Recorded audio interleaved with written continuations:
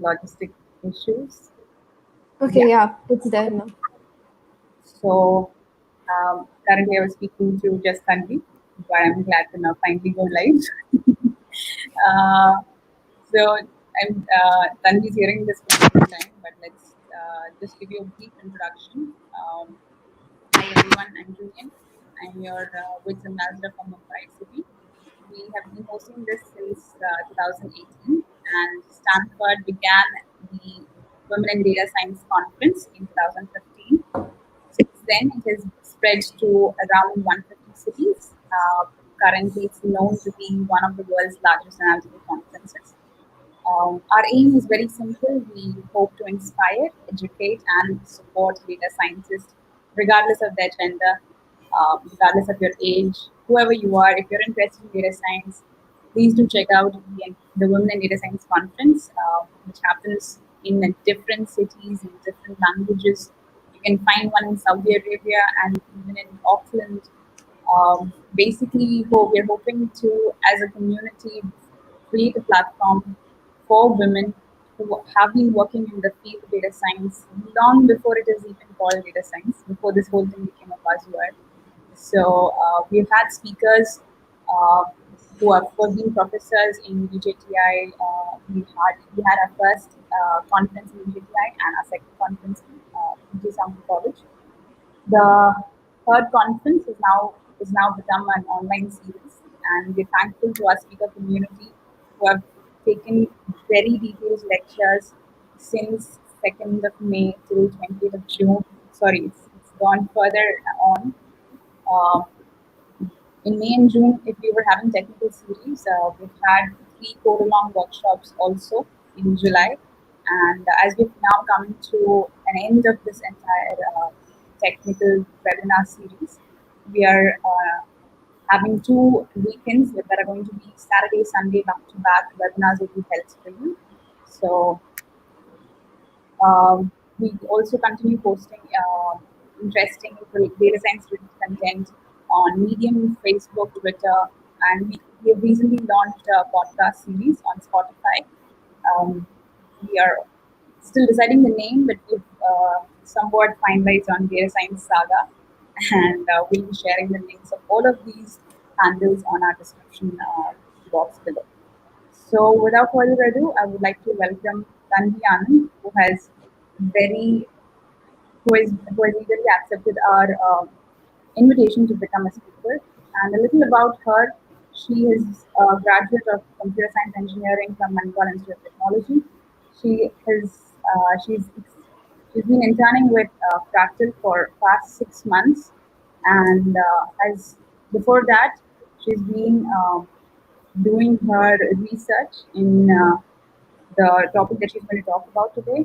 And this paper has been selected and published at ACL and IEEE, which is a huge prestige at this age, I must say. And we are really happy to welcome you to our community. Thank you for being with us here today. Over to you. Hi, I just want to confirm my screen is visible. Okay, I Yes. think it is. Hi, yeah, hello everyone. Thank you, Julian. You are too kind. Thank you for such a wonderful introduction. And thank you again for having me here. A warm welcome to everyone. Welcome to Women in Data Science Mumbai's YouTube live stream. All of the previous live streams have been amazing. I hope to be up to that mark, and I hope you all have a good time. Let's keep the session interactive, I guess. Please feel free to use the chat box to type any comments or questions, and please note that you can only use it if you have a YouTube channel. And in case you don't have that, it'll take you only a few minutes to do that. You can do it right now. I'll be giving a summary of what's going to happen in the next hour or 15 minutes or so in the meantime. Um, so the tentative flow for the next hour is as follows. In the first 5 minutes, I'll tell you guys a little bit about myself and introduce the topic. Um, Next, I'll tell you about some use cases and applications of social media data that I find very interesting. This will go on for about 10 minutes. In the next segment, for 30 minutes, I'll show you how to use Google Colab and Twitter API in Python to actually get the data, and one short example of how the data can be used to derive insights and predictions using machine learning and a couple of other algorithms. Now, ethical considerations are another very crucial part when it comes to using data that is generated by the people and it's about the people. So we'll talk about that also for another 10 minutes. And and I hope I'll share some resources at the end, which the viewers can see later on, because there's a lot more to it than just what you're going to see today. So let's get started with the first segment. A little bit about me. Uh, Adding just a little bit to what Julian has already told. My name is Tanvi Anand. I just graduated last week from Manipal Institute of Technology. I have had my publications, fortunately, at prestigious international conferences like IEEE 10Con and ACL's Widening NLP Workshop. I really love social media, everything related to it, and combined with the fact that I find data science very interesting. It's I hope you guys also like it. I have You can check out my other projects and my publications on my website. You can see the URL on your screen. It is tinyurl.com/tanvianand. I do not have a domain name, but this will have to make do. Uh, yeah, let's get started. And I want to share whatever little knowledge I have about data science with social media with all of you watching. So before we actually get started with the topic, let's take sort of a test if we have enough active members. Um, on your screens, you can see the names of 10 social media related companies. And if you've used any of these applications in the past 24 hours, I want you to give yourself 1 point. So if you've only used, say, Facebook, LinkedIn, and WhatsApp, just give yourself like 3 points out of 10, maybe. Or if you've used more, then you'll have more.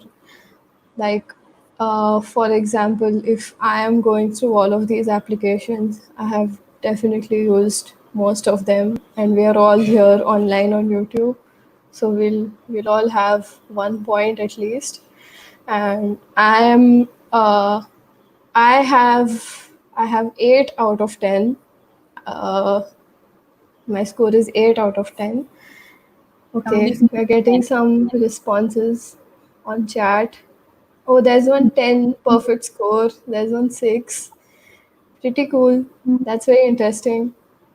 So yeah, as you saw, my score is like an 8, and that's a very high score in my opinion. And I'm a complete social media junkie, and all of these companies, all of these websites have so much more to offer, and we already know because social media is such a big part of our lives right now. And there's so much more to it than putting up pictures and getting likes and comments on them. And let's with that let's move on. And I'd like to show you guys some statistics. So this image was taken from Hootsuite, and it shows the number of users on all of these applications. As you can see, Facebook dominates with around 2.4 billion users. uh, Monthly visitors, unique monthly visitors per month, which is a very huge number, followed by YouTube and WhatsApp. Now, these websites also generate a lot of data, and if this is going on per month, this is another very interesting image that shows how much traffic is there in every minute of the day, which is quite crazy. As we can see, there are 18 million texts being sent. There are 500,000 tweets being sent in just a minute. And on this website called Jiffy, which was recently acquired by Facebook, it says up to more almost 5 million GIFs, which is like the short video thing. If you are as obsessed with social media as I am, you would know what I'm talking about. YouTube viewers watch so many videos, and so in turn, this creates a lot of data. And one such example of how much data exactly is created is from the leading company in social media, which is Facebook. So it generates 4 new petabytes of data every day, which is 10 to the power of 15 bytes. Now, handling big data is a completely different topic, but all of this data is data about people, how they behave online, and let's see how we can leverage this copious amounts of data and derive interesting and impactful insights from it. And let's see in the next segment, which is some of my favorite applications of using social media data. Now, I know for sure I might have missed some because there are so many applications, but let's just see how many we can deal with right now. Um, yeah. So the very first application, which is another branch of study in itself, is social network analysis. And by the name, it's a very commonly named uh, domain that is studied very widely. It is so it the study deals with the mapping of relationships and flows between people, or between groups of people, or between websites or any other entities that process information. So this previously used to be done with pen and paper in form of surveys or anything like that. It moved on to software programs that did surveys. Sometimes even email and phone logs would be compared to analyze the entire network of people or whatever entities are being studied. But very recently, as social media data is increasing exponentially day by day, that has become another rich source of this data, and as we know, it is growing rapidly. So social network analysis deals a lot with something called graphs. If it's Graphs are sort of show the relationships between various entities. They have nodes and edges, as we all know. And so Facebook and Twitter are commonly used to describe two umbrella sort of divisions of graphs, which is directed and indirected graphs. Now, one entity, say if I am one entity and you are one entity, we may be related in many ways, but on Facebook, we will either be friends or not friends. So there is no direction as such. If I am friends with you, obviously you are friends with me on Facebook, but that's not the case on Twitter. On Twitter, if I am following you, it's not necessary that you have to follow me back, although it would be good if you did. So that's an example of a directed graph in which there's a one way mapping, and it's not necessary that the other way is also the same. So one very interesting uh, application of this we can see over here, in which you can see that these communities are being formed. So this was a study which analyzed Twitter data for various activist groups, and they found that they were centralized among these few users. So the entire community of on Twitter, whoever talked about things that the study was looking for. They found that these particular users were only like the main players in that study. Moving on, some two more applications of social media data is sentiment analysis and personality detection.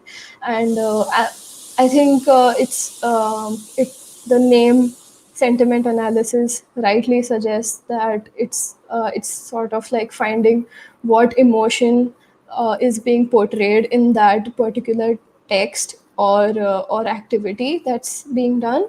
And it's used in a wide variety of things. Like you can find out the response of people around any particular topic, around say what they're talking about a product, or what they're talking about some news, what's the trend going on, and so on. So is the trend good or bad, I mean, all of that. And this is a very common entry point for people into the world of machine learning, using Twitter data, and as it was for me as well. And we'll talk about this more in a later section. The next one is personality detection. So uh, not only can the Twitter data be used, to find your to study your personality, but even inherently, the Twitter algorithm constantly tries to understand what kind of a person you are, so that the perfect feed can be shown to you. And in fact, in all likelihood, the algorithms of Facebook and Twitter probably know you better than you know yourself, because they've been seeing your activity for such a long period of time. They see what you like. They even see uh, what posts you read through, because you spend more time on them. So even those things are analyzed, and the feeds are tailored very carefully to meet your specific personality. And so that And even the feeds that you see, they're all very unique. It's very rare that you will see the exact same posts on your feed as you would see on your friends, because there's so many people, everyone has their own personality, and so on. So moving on to the next part, there are more applications in like overall domains. So one very interesting study I found that used politics and marketing as a domain was the very famous Obama campaign. And it's described as like the favorite marketing strategy among many specialists. And here, if you go to this link, okay, I'm going to send this link on the chat as well, and I'm going to open it here. Yeah. So as you can see, Barack Obama back in 7 years ago, so back in 2013, he used Reddit for his election campaign, and he used it for Q&A. And so this the links that are here have expired right now, but the landing pages were all customized. And he invested a lot of money in social media and email campaigns, so people could get that sort of personal touch. And this completely overturned the votes, and as we know, he went on to become the president of the United States. So this is one very interesting example, in my opinion, which you can check out. The next one is healthcare. So we all know the importance of blood donation. How to save someone's life, there's blood transfusion required every few minutes. But in many countries, people don't have access to it, and the situation has worsened because of the pandemic. So back in 2017, Facebook had released this feature that helped people find places to donate blood in their communities. And when a nearby donation center was facing a critical shortage, then they could be notified about it. And In fact, this feature was so useful that 70 million people globally signed up, and recently they launched it again in Mexico, where donations were down by 70% due to the pandemic, and it's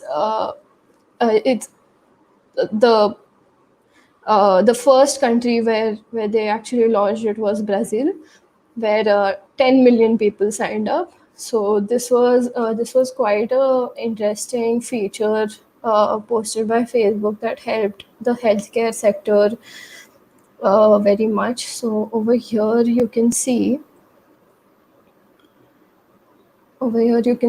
that there's if you go to facebook.com/donate blood, another link that you can check out, you can sign up as a user and you can find out when you can help, you can respond, you can inspire friends, and so on. These are just some applications of general social media. Then this data is again studied with extensive machine learning to find you know regions or demographics that are most likely to run out of blood, or that really need medical attention, and those areas can be worked on further. So another very interesting application, and the last one right now, is disaster management. So whenever there's a pandemic going on right now, obviously, but when there's a earthquake or there's a flood or any other kind of disaster, it is very important for news to travel fast to the people who can take care of it, and it's not always that easy. And even on Facebook, you might have seen that feature that comes, your friend has marked yourself safe, that thing comes up. So that is all sometimes used. So this is a collection of very very specific local tweets, in which people posted for like there was a flood and people posted, and they posted about accommodations nearby. They were offering accommodations, and this is a really fast way to connect. Even quite recently, during the Black Lives Matter movement in the US, a lot of people used social media in a similar way to protect, to help people who could be in trouble and who might need food or accommodations delivered to their place, especially in case of a pandemic. These things help a lot. These things keep you connected with one another, and so on. So we saw enough of the applications of social media, and I think I might have convinced you guys that it's a very important thing. But how can you actually get this data, use this data? So some of the websites allow sharing of their data for research or for whatever thing that you might require, using an API, which is an application programming interface, which brings us to our next segment, which is coding it up. They provide an API. The Twitter API is a very, very popular API. It's used very commonly. And as we saw earlier, there are so many tweets being published per minute that studies on them would definitely yield some impactful results. For this, we will use Google Colab, which is not exactly required compulsorily, but you can use it. I use it. I really like to use it because it gives me a much simpler way. I'll tell you guys more about it, and we'll use the Twitter API in Python. So let's go ahead. So to open a Google Colab notebook, if you are familiar with Jupyter notebooks, you will find the environment to be very similar. But for those who don't, you have to go to drive.google.com and log in using your own account. You have to click on new, then go to more, and you'll find the option of Google Collaboratory, which for short version I'm calling Google Colab. So when you click on this will open like an untitled notebook over here, this won't be there. I just typed it because I was trying something. Anyway, so in this environment, you can code in any language that you want. By default, it is in Python.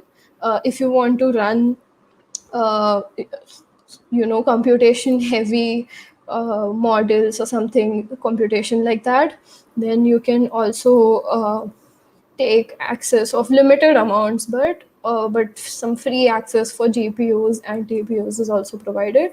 But right now we don't need any, so we won't take any. You can add segments. So this is like a code segment. You can add more code segments and you can run this over here. So right now there's nothing over here, so nothing will run, but you can run this before the other and in any order that you want, and it just makes things very much easier when you're dealing with a lot of data, a lot of variables. You can also add some text to describe your code. You can upload files if you have any kind of file handling. You can make your own files in this environment. You can run bash commands. You can basically do anything that you can in a Jupyter notebook as well. So over here you can change the name of the notebook if you want to. And right now we are using the Python 3 backend. So all the code that I will write will be in Python 3, and you can see that the runtime is connected right now. It sometimes disconnects if you don't have proper internet. So this is one standard print statement if you're not familiar with Python. And there you go, like it's this simple. And suppose you want to import a library, generally what you would have to do is download the entire thing by going on the website and make modifications to your systems, environment variables or whatever. But over here that becomes super simple, super easy. You just click, just type import whatever library, and it has imported without any errors. The errors will be shown over here below if there are any. So this is how simple it was. Now, sorry. Now I have created uh, one notebook already. So this environment is called a Jupyter notebook, or a notebook for brevity. Um, so this is how you can uh, connect to the Twitter API. So what you'll need is the TweePy library in Python to actually go through it. Um, so firstly, if you have seen my LinkedIn post before, you will know that you will need something called a developer account, uh, Twitter's developer account. From there, you will get if you go to create an app. I already have a developer account. So if you go to, sorry, okay, I'm lost. Yeah, if you go to your developer account details, you can find these 4 variables which are like supposed to be secret and stuff. So I have already run them and kept them at the end. Anyway, so you can use these. Just waiting for this to run, I think. Yeah. So you can see the number, right? I ran this before the live session started. So I had run this before. Now this is the 18th cell that I've run. This is stuff I've already run before. And these variables, I have saved them at the end, but I can't show them to you guys because they're secret. But anyway, so this is how TweePy essentially authenticates your user. Twitter has to see that the data that it is giving out, it has to monitor it in the sense that it's not being used for something else. And the policies and all are kept in mind of, which we will come to in ethical considerations part. So basically, this is how it's authenticated. I'll upload this code to GitHub if you guys want to use it, but you can honestly find it anywhere else. Uh, then the API is called using this piece of code. uh, let's move on to the more juicier part.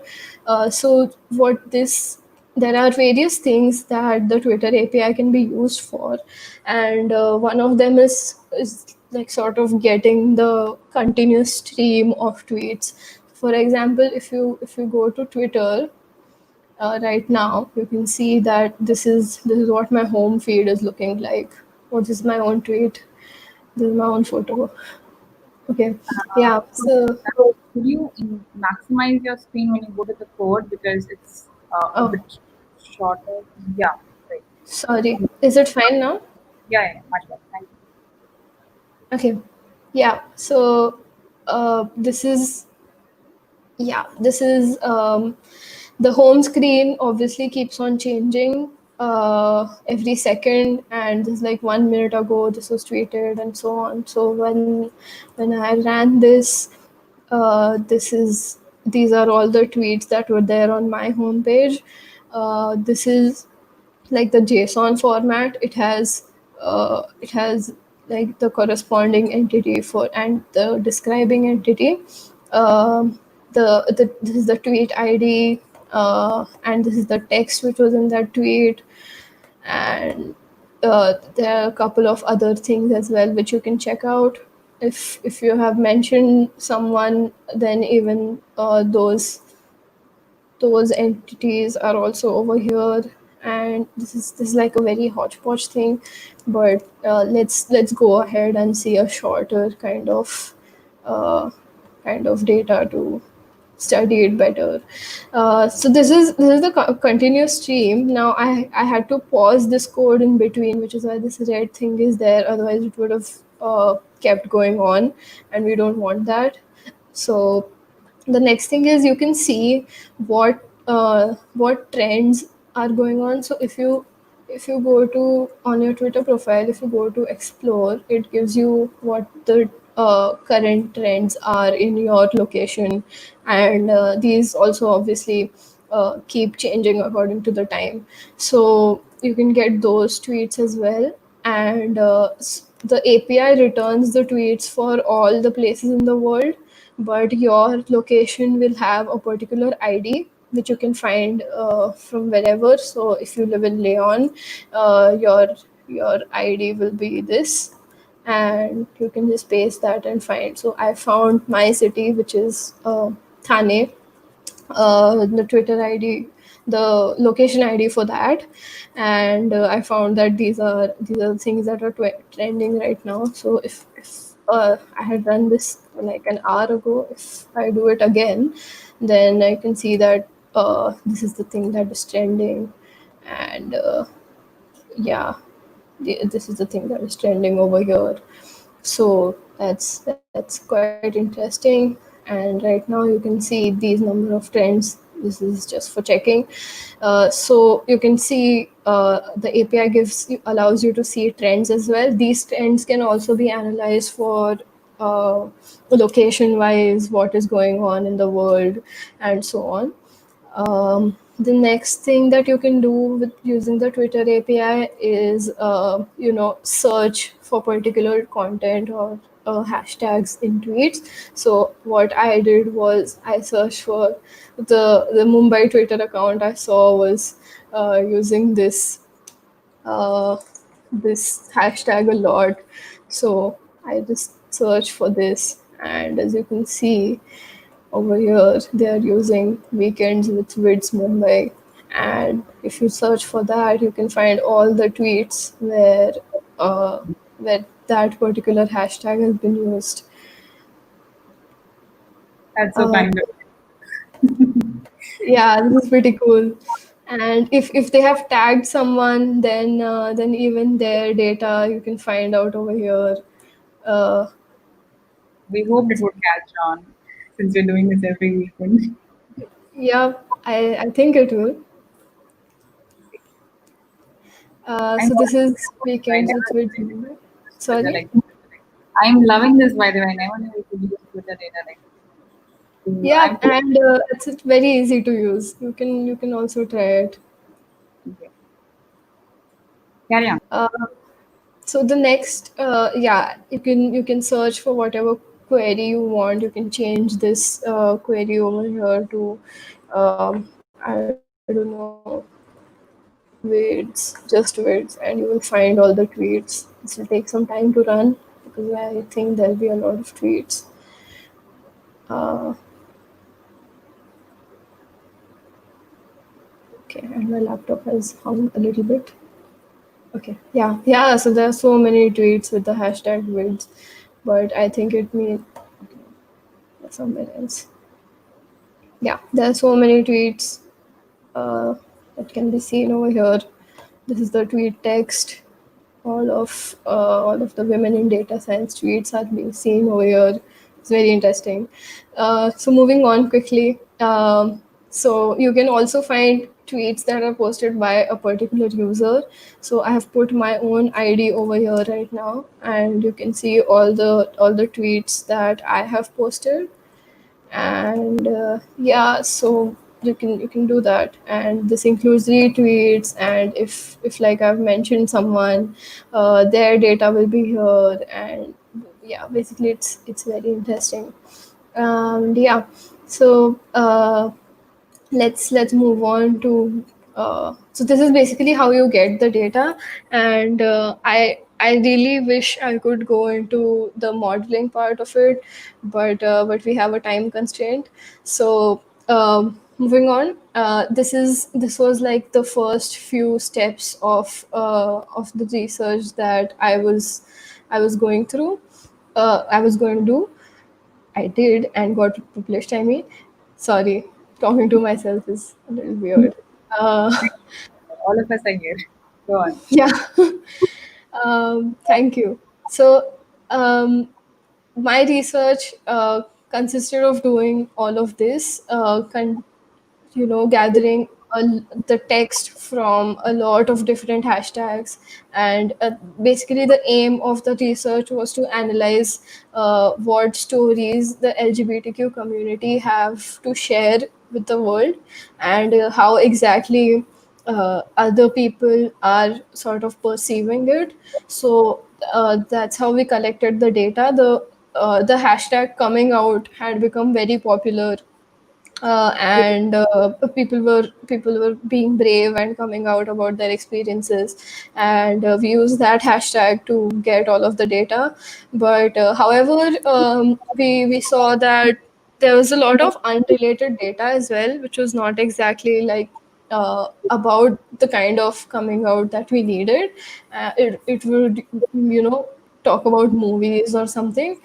So what we did was we did something that's called topic modeling. We used an algorithm called latent dirichlet allocation for it, and we segregated the tweets into two topics. One which sorted the movie into one class about, like if the tweet was talking about a movie, then it would go there, and if the tweet was talking about someone coming out about their sexual orientation, then it went to the other class. Then finally we used machine learning and sentiment analysis to analyze what kind of sentiment was actually in the tweet. We used a naive base to neural networks on it to find which model would work the best. And you can read more about it on in the paper itself. uh, yeah, that's about my research. So when such sensitive topics are being dealt with, especially when such sensitive topics are being dealt with, and even in general, when data about people is being used, there are a lot of ethical considerations that come into picture and that need to be taken care of by the person who is doing the study on it. So some of the types of considerations that you need to take care of are on your screen. And the first one is violation of privacy. So these kinds of surveys or collection of data is only okay if the person who's taken the survey is okay with, has consented to it, and is okay with the data being used, um, for study purposes, for research purposes, and care must be taken that that you don't violate their privacy in any way. You keep them anonymous. Um, and this is important because many a times it might result in the two others, which is individual or psychological harm. It may so happen that data that may have been leaked would cause harm to a particular individual, because if you talk about the study that we did, uh, being gay is still not legal in a lot of countries. It is still seen as a taboo in a lot of countries.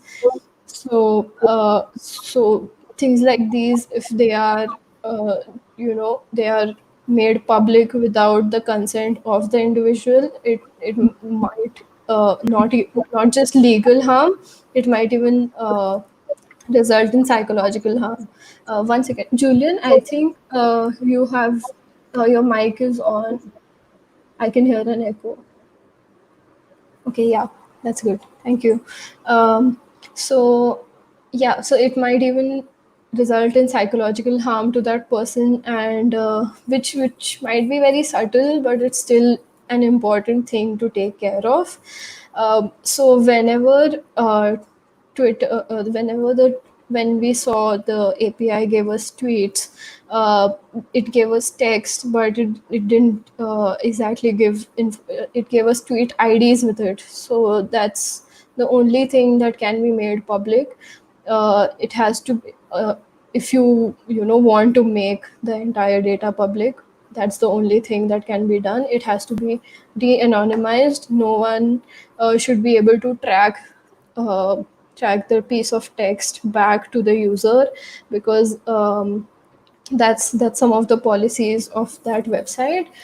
And uh, and it is also again of paramount importance that you go through the privacy policy and the terms and conditions that each website has for using their data. And just be careful, and be monitor whatever possible outcomes might happen, and keep the person's rights like into consideration. uh, so yeah, I think that's all from my side. There are so there all of this comes under like a bigger umbrella branch, which is called computational social science, which I'm very interested in. And social media uh, is like a part of the data that can be used. And I hope you all found this interesting. And if you have any queries, you can message me anytime. And I hope this was interesting. uh, okay, I'm Yes. not sure It how was, to stop. can you hear Yeah, me? yeah, So definitely it was interesting. Thank you so much for that talk. We we don't have any questions, but I have a question. yeah. When you mentioned we need to make sure that we have the consent of the person or the data that you take into. Did you go through any specific exercise of writing emails to the person, or uh, is there a process to that? Like, is there a legal process to go through that? So if social media is being used, then you only can follow the terms and conditions of the website on which the data is being posted, because it in most cases it becomes the property of that particular website. But in case a survey is being taken, or any emails are being analyzed, then you have to make that person aware that it is for a particular study. It may not be necessary to tell that person that this is what we are going to study, but just because that might hamper with the results at times. But just telling them that this is going to be used for research purposes, which is a disclaimer on a lot of the websites as well. That's generally enough. Okay. Nice. So, I mean, just to understand, when you began this research, was it a part of the final year project? No, no, it wasn't. It was back in third year that I started this. Okay. So, did you have any mentors or professors? Yes, we had one actually. So I'm not the only one. There's my junior. Her name is Kritika, who also worked on this with me, and our professor, Dr. Sanjay Singh. He also helped us out with the entire research process and how to actually send it, write it down properly, and send it to a conference, and the details of that. I mean, everyone thinks of writing a paper or making something out of their small side projects, but we never get to the point of actually, writing it down. Was the process? I mean, could you just, for anyone who's watching out there, will you tell us how was the entire process? Was it frustrating? Did you find it easy? Like, did you get it correct in your first draft? What was it like? Mm, no, so actually, it's not as tough as it's perceived to be, but it's still tough. And in the start, at least I struggled a lot with like articulating what you've done and explaining the importance of it and why there needs to be a publication on it, what impact you're creating, and so on. And having a professor really helped with all of that. But I think it gets easier as you keep doing it, and writing stuff down is like a very important skill as well. You can't just like keep writing code. This I've learned. So you need to know exactly what you're doing and why you're doing it. That's one very good outcome of doing research. So, do you plan to do further research? Yes, yes, I do. We are actually continuing research on this on the side. We are trying different methods to find more insights and on a similar topic. There was one question that why do you choose Collab over Jupyter? Is there any coding preference that you had? No, so on Jupyter, I realized that it's just like that. It I started off with using Colab, and I just found it slightly easy to use. There's no environment difference as such, but I just prefer it because you can save it on the drive and access it very easily on any device, and those little things like that. Otherwise, there's no other difference as such. Sure. So there's another question by Preeti. She says, "Why are what other social media channels offer such data as API? Do we have Facebook or LinkedIn data also available?" So I have noticed that a lot of people who do research on, say, Facebook or Instagram, they scrape the data using web scraping. I'm not sure if there's an API for that, but the Reddit has their own API that can be used in a similar way as Twitter, and I also don't think LinkedIn has one. If it does, I'm sorry, but I'm not aware of it. Yeah, I think web scraping tools, Python itself has beautiful soup and Yeah, a lot of libraries yeah, that yeah, scrape the data. So it's a little different in terms of the DOM and all, but yeah. it'll be great to have an API available. So thank you so much. I never checked out this Twitter thing, and definitely getting my hands dirty on that. Sure. Yes, I yes, you could. So, any other tips for young graduates who might be wanting to take over the field of data science? I don't know. I mean, even I am very young right now, but what helped me a lot was just realizing the fact that it's not, like it's not too early. You can still do it, and just don't be intimidated. It is very intimidating, but try not to be. I think that would be something. So that's it from our side. Thank you so much. Thank you for joining. Thank you for having me. Sure, sure. Thank you. Thank you. Bye bye.